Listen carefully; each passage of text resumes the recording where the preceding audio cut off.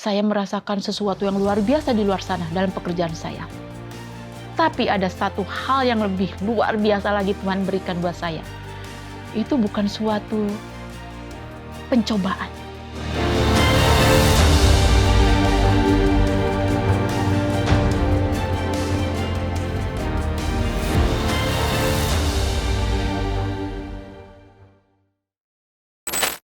Sepertinya semua orang sangat suka cita kalau bekerja.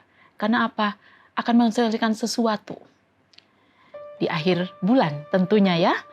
Itu yang membuat kita bekerja semakin giat.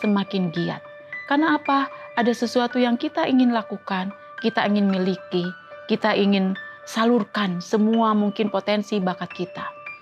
Tapi dengan bekerja, terkadang kita lupa waktu.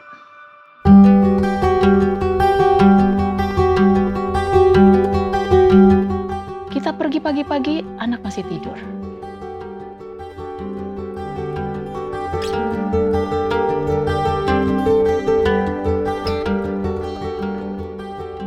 Pas kita kembali pulang, anak sudah tidur.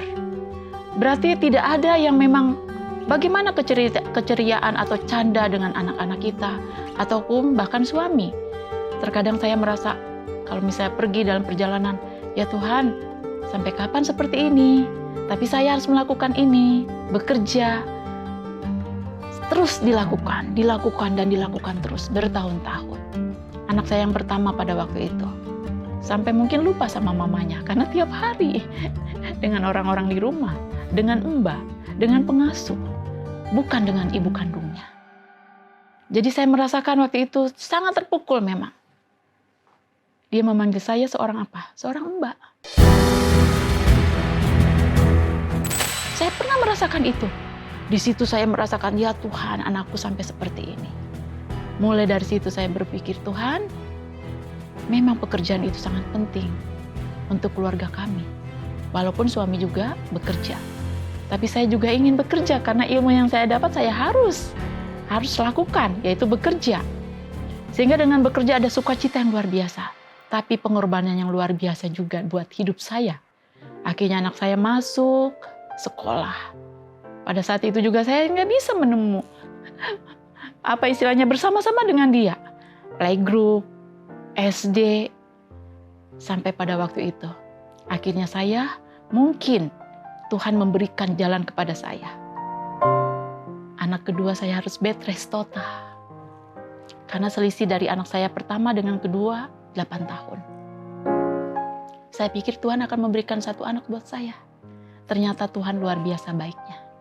Tuhan memberikan lagi pada waktu itu. Tapi ada sesuatu yang memang harus saya korbankan.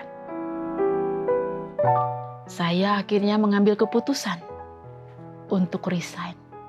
Karena memang itu yang dikatakan dokter. Harus bed rest.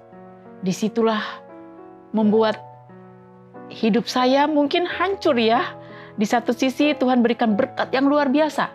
Tapi di sisi yang lain, saya harus mengorbankan pekerjaan saya. Akhirnya saya mengandung, yang biasanya saya mengandung pun bekerja pada waktu anak pertama, tapi anak kedua benar-benar menjadi seorang ibu rumah tangga yang setia di rumah.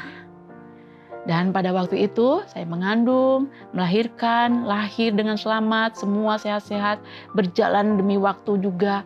Pada waktu itu saya usia tidak muda lagi, karena memang 40 tahun pada waktu itu ya, anak kedua saya lahir. Dan semua Tuhan berikan normal adanya. Tapi berjalannya waktu setelah anak saya yang kedua berumur 2 tahun, saya mulai bosan.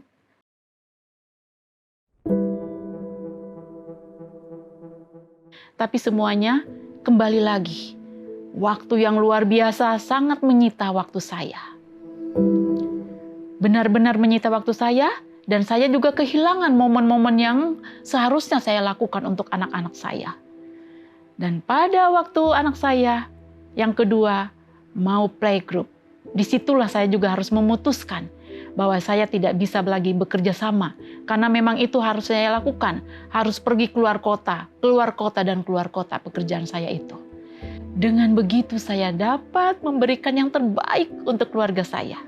Untuk suami saya, untuk anak-anak saya, terlebih untuk anak saya yang kedua, yang pertama juga Les piano saya bisa mengantar, les balet saya bisa mengantar, berenang saya bisa mengantar, bisa olahraga bersama, bisa jalan bersama. Oh, sungguh luar biasa.